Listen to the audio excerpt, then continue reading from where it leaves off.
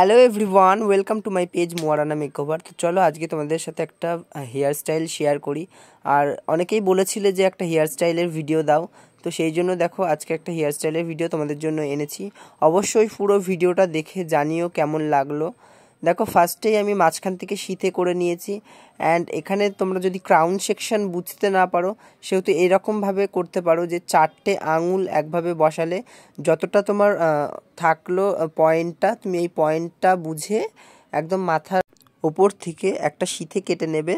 দেখো এখানে আমি সাইড করে যে শীতেটা কেটে নিচ্ছি ভালো করে। এবারে হেয়ারটা আমি এখানে কম্বিং করে নিচ্ছি। অ্যান্ড দেখো একটা স্টিলের ক্লিপ দিয়ে এখানে আমি হেয়ারটাকে লক করে রাখছি। আমি নেক্সট সাইডেও কিন্তু একই জিনিসটা করছি। দেখো এই লাইন সোজাসুজি আমি কিন্তু আবারও একটা সেকশন দিয়ে নিয়েছি। তারপরে দেখো এখানে আমি পাফ করব বলে হেয়ার আমি এখানে নিয়ে নিচ্ছি। যতটা পাফ করতে হবে সেই বুঝে আমি এখানে হেয়ার নিয়েছি। তো দেখো এখানে আমি হেয়ারটা নিয়ে এখানে লক করে রাখছি, কারণ প্রচণ্ড হাওয়া হচ্ছিল আর ধরে দেওয়ার মতো কেউ ছিল না যেহেতু, তাই জন্যই একটু সমস্যা হচ্ছিলো। তাও তোমরা যেহেতু বলেছো সেহেতু ভিডিও তো একটা দিতেই হয়। তো দেখো এখানে বান করার জন্য আমি পনিটা করে নিচ্ছি। তো ফার্স্টে এখানে একটা পনি করে নিচ্ছি, আর পনিটা কিন্তু খুব টাইট করেই করতে হবে, নয়তো আবার বানটা নিচের দিকে নেমে যাবে। তো সেই জন্য ভালো করে পনিটাকে টাইট করে বেঁধে নিতে হবে। তারপরেই দেখো ক্রাউন সেকশন থেকে যেখানে আমি পাফ করার জন্য হেয়ারটা রেখেছিলাম সেখান থেকে আমি সেকশন নিচ্ছি পাতলা পাতলা করে। অ্যান্ড এখানে আমি ব্যাক কমিং করে নিচ্ছি, ভালো করে ব্যাক কমিং করে নেব। দেখো এখানে আমি পরপর ব্যাক কমিং করে নিচ্ছিলাম, আর এখানে মডেলকে বললাম যে একটু হেয়ারটা ধরতে, যেহেতু কেউ ছিল না ধরে দেওয়ার মতো। তো তাই জন্য মডেলকেই বললাম তুমি একটু ধরো। আর এখানে দেখো পরপর করে একটা একটা করে আমি পাতলা করে সেকশন নিচ্ছি হেয়ারের। অ্যান্ড এখানে স্প্রে করছি আর ব্যাক কমিং করছি, আর মডেলকে ধরিয়ে দিচ্ছি যে তুমি একটু ধরো। তো যাই হোক এরকমভাবে আমি প্রত্যেকটা স্টেপ ফলো করলাম। তো এরকমভাবে কিন্তু তোমরা পুরো স্টেপটা ফলো করবে। তারপরে দেখো ভালো করে এখানে আমি সব কম্বিং করা হয়ে গেছে, ব্যাক কম্বিং করা হয়ে গেছে। তারপরে আমি স্প্রে দিয়ে নিয়ে পুরো হেয়ারটাকে আবার পেছনের দিকে নিয়ে আসলাম। নিয়ে সেই পাফটা দেখো প্রায় রেডি হয়ে গেছে। তো এখানে পাফে যেখানে একটু উঁচু নিচু মনে হচ্ছিলো সেখানে একটু ঠিক করে নিচ্ছিলাম ট্যারকাম দিয়ে। আর এখানে ববি পিনস দিয়ে আমি ভালো করে পাফটা সেট করে দিচ্ছি। ববি পিন দিয়ে করলে খুব সুন্দর হয়। তো তারপরে দেখো এখানে আমি 4টে ববি পিন ইউজ করেছি পাফের জন্য, সেট করার জন্য। আর এখানে পাফটাও কিন্তু খুব সুন্দর হয়েছিল।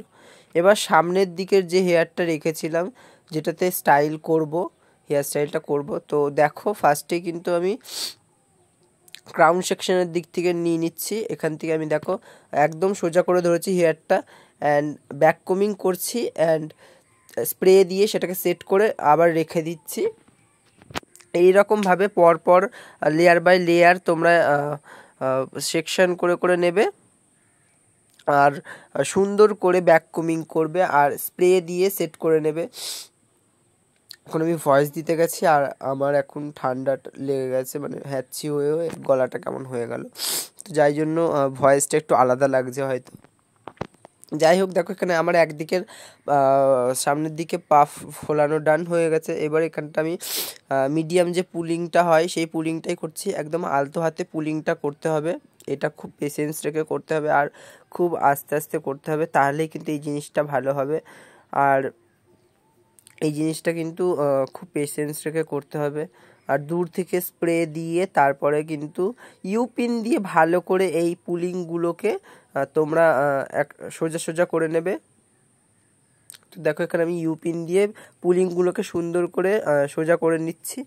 এই জিনিসটা তোমাদেরকেও ফলো করতে হবে। আর এখানে সুন্দর করে ক্লিন করে যদি তোমরা করতে পারো তবে কিন্তু আরও বেশি ভালো লাগবে। আমি জানি না আমার ফোনে কতটা বোঝা যাচ্ছে, বাট সামনের থেকে খুব সুন্দর লাগছিল। আর যেহেতু খুব জোরে হাওয়া চলছিল, মানে ফ্যান চলছিল, সেহেতু একটু হেয়ার স্টাইলটা এখানে কিন্তু গড়বড় হয়ে গেছিলো।